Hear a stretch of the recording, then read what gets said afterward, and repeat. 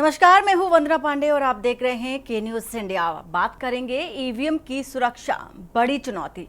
आज हम बात कर रहे हैं मतदान केंद्र और ईवीएम की सुरक्षा, बड़ी चुनौती के बारे में। लोकसभा चुनाव में अभी तक ईवीएम हथियार और लेने, इसके साथ ही साथ उसके साथ छेड़छाड़ करने की कई जो केसेस हैं, मामले हैं, वो सामने आए और सभी मामलों में पुलिस कार्रवाई शुरू तो कर दी गई, लेकिन ईवीएम की सुरक्षा के इंतजामों पर सवाल उठते नजर आए।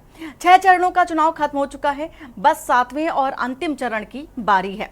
1 जून को आम चुनाव संपन्न हो जाएगा और इसके बाद नतीजों का सभी को इंतजार रहेगा। जहां जहां चुनाव संपन्न हो चुके हैं वहां स्ट्रांग रूम में ईवीएम रखे जा चुके हैं और 4 जून को नतीजों के दिन इनकी गिनती भी होगी। लेकिन इस बीच ईवीएम की सुरक्षा को लेकर तमाम तरह के सवाल खड़े हो रहे हैं। पहले हमीरपुर के स्ट्रांग रूम की बिजली गुल होने के मामले सामने आए। इसके बाद तस्वीरें खुद अखिलेश यादव ने अपने एक्स पर शेयर की थी। तमाम कार्यकर्ताओं को अखिलेश ने ईवीएम की सुरक्षा को लेकर सावधान किया था। आंध्र प्रदेश की अगर बात कर ले तो आंध्र प्रदेश में एक विधायक द्वारा कम से कम 7 मतदान केंद्रों में जाकर ईवीएम के साथ तोड़फोड़ करने का भी मामला सामने आया। एक मतदान केंद्र का तो वीडियो भी सोशल मीडिया पर वायरल हुआ और इसके साथ ही साथ जिसमें वाईएसआरसीपी के विधायक पिन्नेल्ली रामाकृष्ण रेड्डी वीवीपैट मशीन को उठाकर जमीन पर पटकते हुए नजर आए। ऐसी खबरें भी सामने आई और यह वारदात 13 मई की बताई जा रही है, जब प्रदेश की सभी लोकसभा सीटों के साथ साथ सभी विधानसभा सीटों के लिए भी मतदान हो रहा था। चुनाव आयोग की शिकायत पर राज्य पुलिस ने रेड्डी के खिलाफ मामला दर्ज कर लिया। इससे पहले इन चुनाव में ईवीएम के साथ छेड़छाड़ के कई मामले भी सामने आए हैं। 13 मई को उत्तर प्रदेश के फर्रुखाबाद में एक मतदान केंद्र में एक युवक ने मतदान केंद्र के अंदर ही एक ईवीएम पर 8 बार मतदान किया और ऐसा करते हुए अपना वीडियो भी साझा किया, बना लिया। वीडियो में युवक बार बार बीजेपी के प्रत्याशी के आगे बटन दबाता हुआ नजर आया। वीडियो सोशल मीडिया पर भी वायरल होने लगा और पुलिस ने मामला दर्ज कर युवक को ढूंढ लिया और लेकिन उससे गिरफ्तार नहीं किया क्योंकि वह नाबालिग था। मीडिया रिपोर्टों में यह भी बताया गया है कि युवक स्थानीय ग्राम प्रधान का बेटा है और कई कार्रवाई के बाद चुनाव आयोग ने इस पर केंद्र पर हुए मतदान को अमान्य ही घोषित कर दिया और 25 मई को वहां दोबारा मतदान करवाने का आदेश दे दिया। इसी तरह 9 मई को गुजरात की दाहोद लोकसभा सीट पर महिसागर जिले में एक व्यक्ति ने एक मतदान केंद्र में घुसकर कई बार मतदान किया और अपनी इस हरकत को फेसबुक पर लाइव भी दिखाया। रिपोर्ट के मुताबिक यह व्यक्ति भी किसी एक पार्टी का सदस्य बताया जा रहा था और उसने बार बार स्थानीय प्रत्याशी के नाम के आगे बटन दबाया, यहां तक कि वह एक ईवीएम को हाथ में उठाकर नाचने भी लगा और यह सबसे कहना लगा कि ईवीएम हमारे बाप का है। तो तमाम तरह के जो ईवीएम पर सवाल उठते नजर आए, तमाम तरह के मामले जो हैं वो सामने आए निकल करके और अब बारी है 7वें चरण की। 7वें चरण में अब ऐसी तस्वीरें दोबारा ना निकले क्योंकि अंतिम चरण है और इसी अंतिम चरण के बाद तमाम तरह के जो लेखा जोखा है आंकड़ों के मतदान के, वो निकलकर सामने आएंगे 4 जून को। तो शिकायत तमाम तरह की आ रही है, स्थानीय और चुनाव आयोग पर भी सवाल उठते नजर आ रहे हैं। कई को बताया जा रहा था कि गिरफ्तार भी किया गया था, कई मामलों पर संज्ञान भी लिया गया था, पुलिस ने संज्ञान भी लिया था। इसके साथ ही साथ उत्तर प्रदेश से भी कई खबरें सामने आई। इसके बाद प्रयागराज की बात कर ले। प्रयागराज के मतगणना स्थल पर मंडी स्थित स्ट्रांग रूम के पास प्रपत्र कक्ष में कुत्ता घुसने की भी खबर आई और इससे हड़कंप भी मच गया। ईवीएम की गड़बड़ी की आशंका पर इलाहाबाद लोकसभा क्षेत्र के कांग्रेस प्रत्याशी उज्जवल रमन सिंह बड़ी संख्या में समर्थकों को साथ मुंडेरा भी पहुंच गए और अधिकारियों ने सघन चेकिंग भी शुरू कर दी।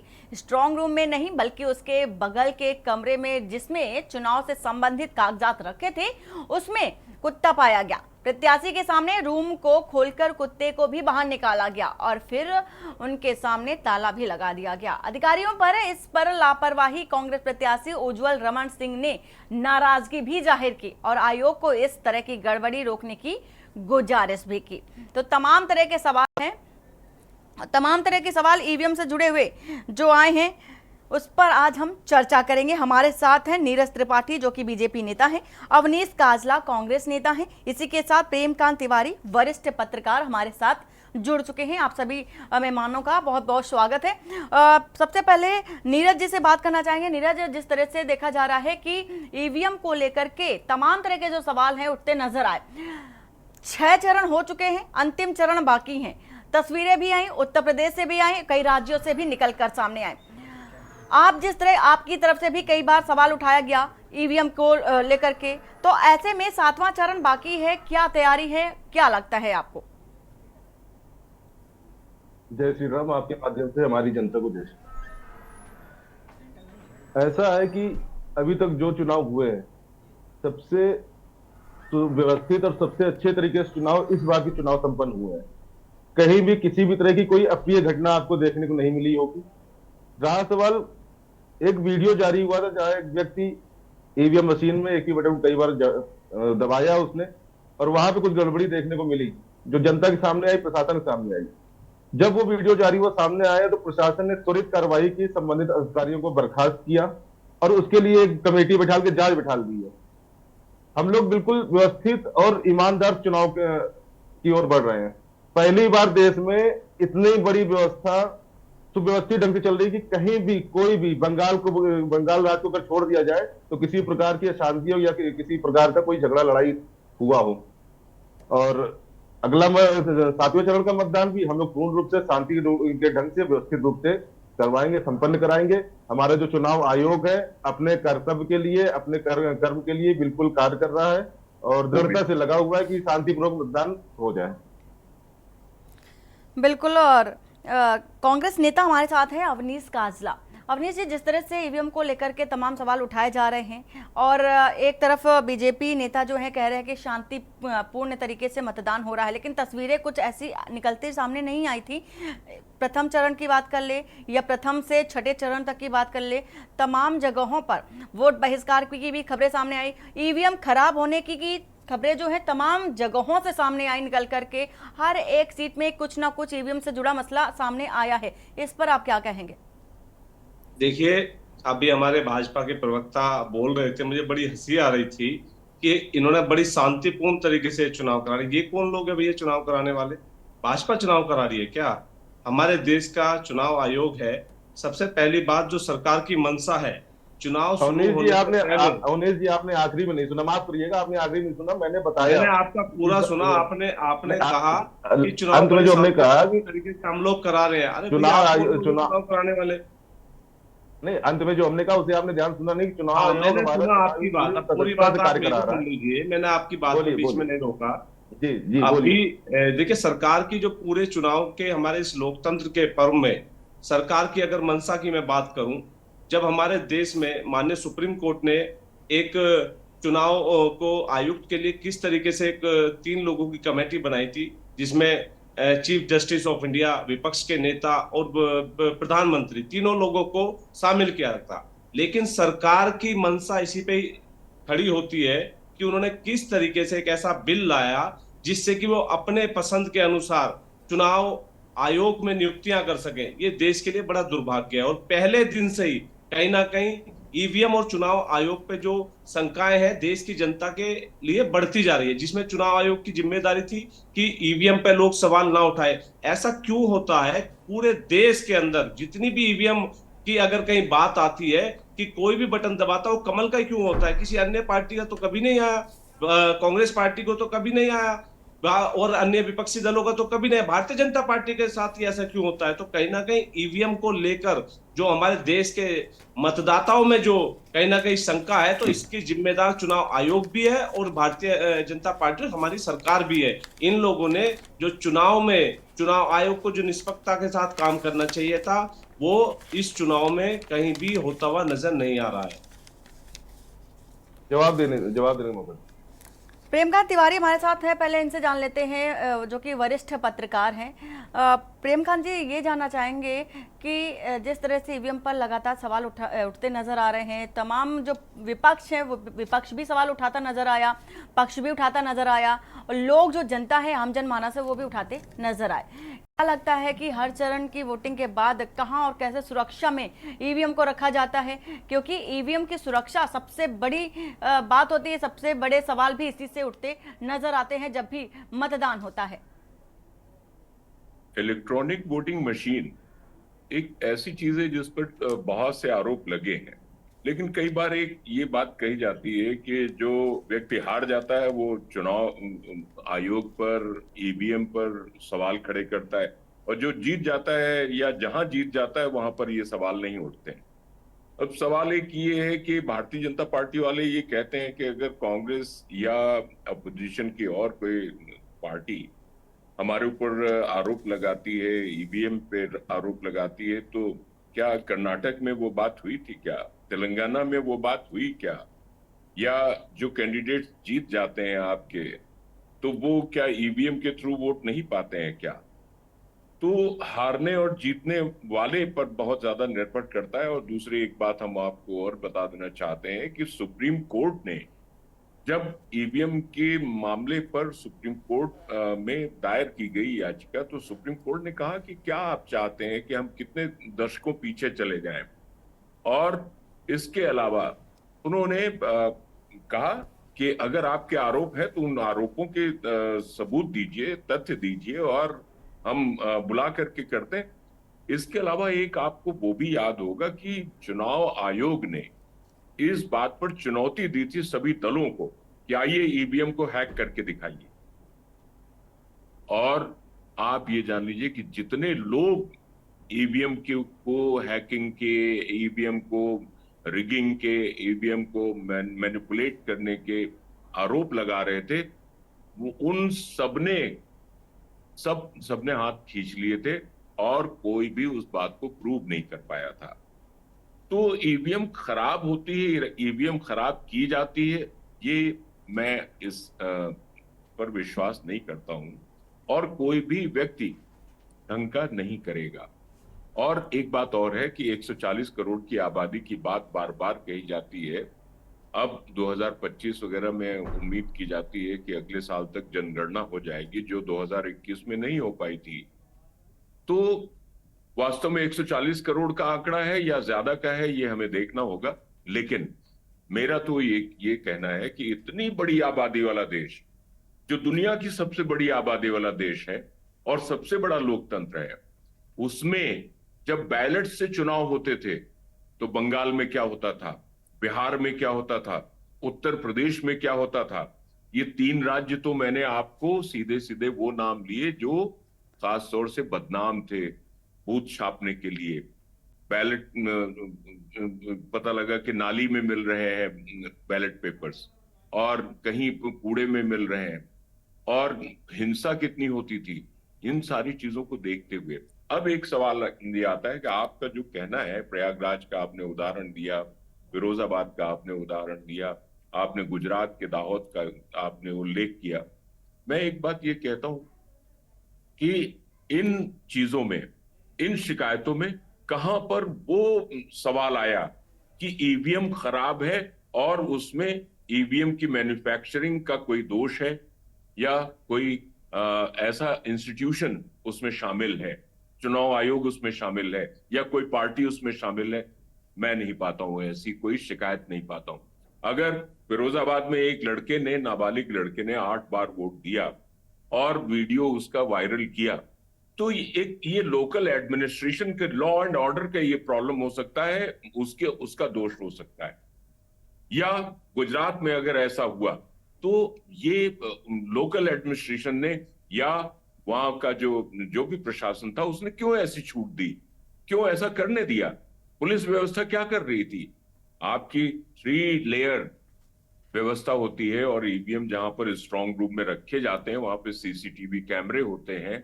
वहां पर जो पक्ष और सत्ता पक्ष और विपक्ष, ऐसा नहीं कि किसी पार्टी के प्रतिनिधियों को अलाउ किया जाता है और किसी को नहीं किया जाता, और जो भी वहां विजिटर होता है उसका नाम पता सब वहां पर नोट किया जाता है। सीसीटीवी कैमरे में वो कैद होती हैं चीजें। Everything is very well recorded and there is full proof arrangement. हाँ, कुत्ते वाली शिकायत हुई या कुछ ऐसी बात हुई, तो ये चीजें ऐसी हैं जो खुदरा शिकायतें हैं और लोकल एडमिनिस्ट्रेशन पर इसमें वंदना जी मैं समझता हूं कि जिम्मेदारी आती, लेकिन सीसीटीवी कैमरे के साथ में, और वो सीसीटीवी कैमरे की रिकॉर्डिंग 50 दिन सुरक्षित रखी जाएगी।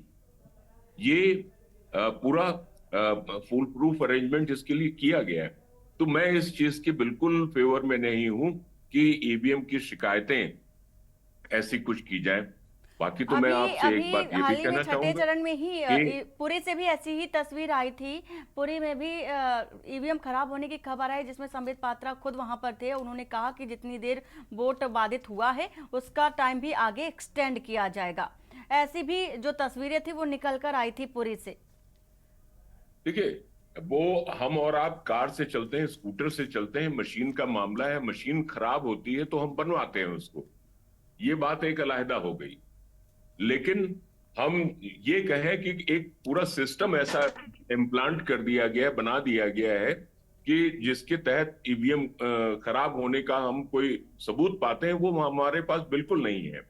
और ऐसी सूरत में हम इस शिकायत को, इस आरोप को खारिज करते हैं, मेरा ये कहना है। बिल्कुल। अवनीश काजला हमारे साथ है। अवनीश जी, सबसे ज़्यादा तो ईवीएम खराब होने की जो बातें होती हैं गठबंधन की ओर से ही उठाई जाती हैं, इस पर आप क्या कहेंगे, जिस तरह से प्रेमकांत तिवारी जी बोल रहे हैं?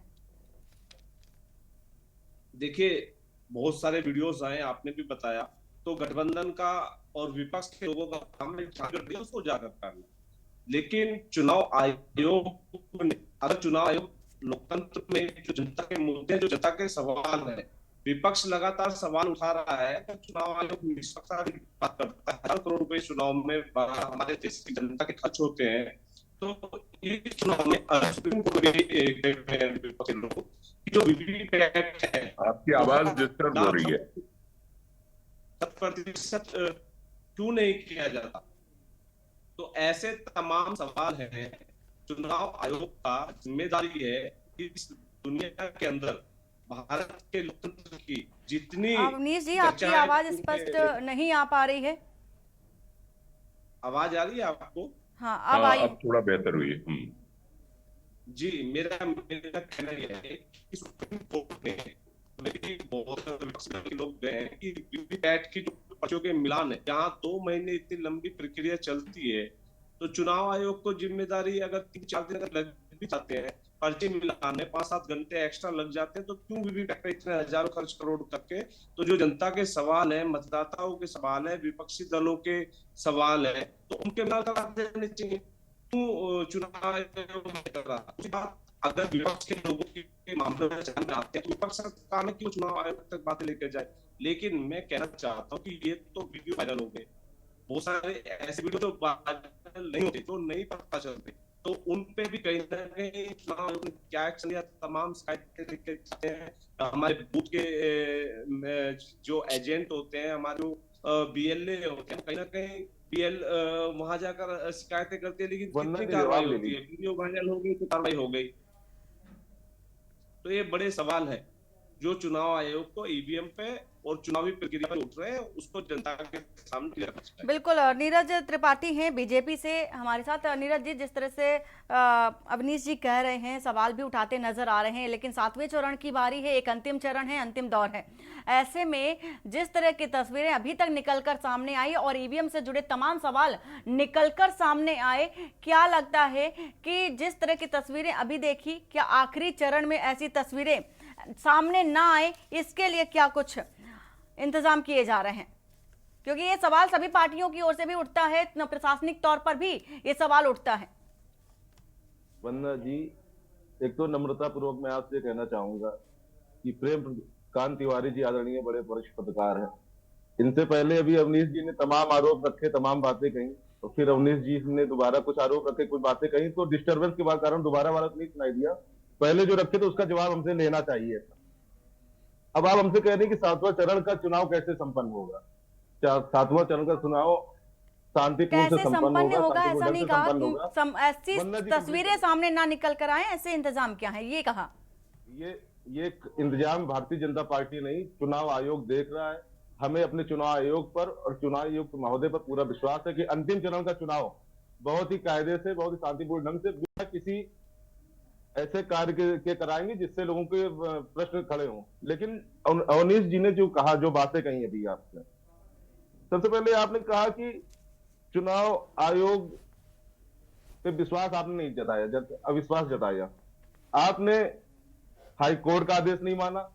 आपकी गठबंधन की पार्टी हाई कोर्ट के आदेश नहीं मानती, सुप्रीम कोर्ट कोई आदेश करता है उस पर आप सवाल उठाते हैं। सेना पर अगर सेना कोई कार्रवाई करती है आप उस पर सवाल उठाते हैं। अब चुनाव आयोग कोई काम कर रहा है तो आप उस पर सवाल उठा रहे हैं। अरे आप मानते किसको है? आप किसकी बात मानेंगे? आप किसी पे प्रश्न चिन्ह लगाने के बाद भाग जाते हैं। अभी आदरणीय तिवारी जी ने बताया आपको कि चुनाव आयुक्त ने आमंत्रित किया था सभी दलों के नेताओं को और ईवीएम हैक करके आप दिखाइए, तब आप गए नहीं। एक घटना भी आपने कहा अपने पहले वाले वक्तव्य में कि कोई भी बटन दबाओ कमल की पर्ची निकलती, कमल का बटन दबता है। कहीं वो एक घटना की, हर बूथ में कैमरे लगे हैं, कहीं वो घटना हमें दिखा दीजिए आप।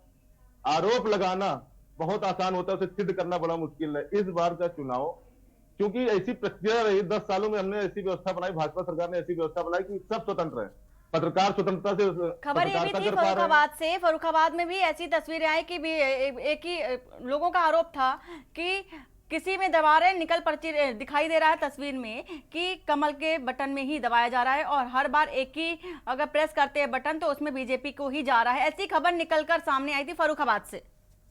वन्ना जी खबर निकल के आई, लेकिन किसी ने उसको प्रूव किया? आप हाई कोर्ट जाइए, सुप्रीम कोर्ट जाइए, लोअर कोर्ट जाइए, जिस क्षेत्र का मामला है उस बूथ में कैमरे लगे होंगे, उसको आप उसकी वीडियो लेके जाइए। ये सब आरोप है, अफवाह है, फर्केबाजी है। आपके पास इस समय कोई मुद्दा नहीं है। अवनीश जी, पूरा देश उत्साहित है। 4 जून को भारतीय जनता पार्टी की अभूतपूर्व जीत होने जा रही है। आपको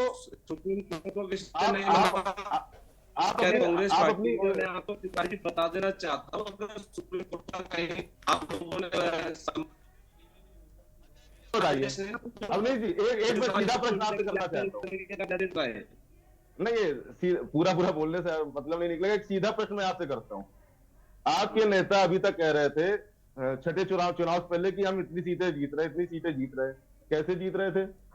छठे चुनाव के बाद जब आप जान गए कि हम पूरे देश में एक तरफ से साफ हो रहे हैं तो आपने ईवीएम की बातें करना शुरू कर दिया। अभी तक तो ईवीएम कोई बात नहीं कर रहा था। और मोदी जी, हमारे माननीय प्रधानमंत्री, शुरू से कह रहे हैं कि आखिरी पर चुनाव के बाद 4 जून से पहले ईवीएम की बात करेंगे, ईवीएम पे दोष मढ़ेंगे। वो आपने अभी से करना चालू कर दिया क्योंकि आप पूरे देश में और प्रदेश की तो सारी सीटें हार रहे हैं। इस वजह से आपने ईवीएम का राग अलापा है और इसका कोई हल नहीं निकलना है, इसका कोई लाभ नहीं मिलना है। हम लोग यूपी की 80 की 80 और देश में पूर्ण बहुमत की सरकार बनाने जा रहे हैं।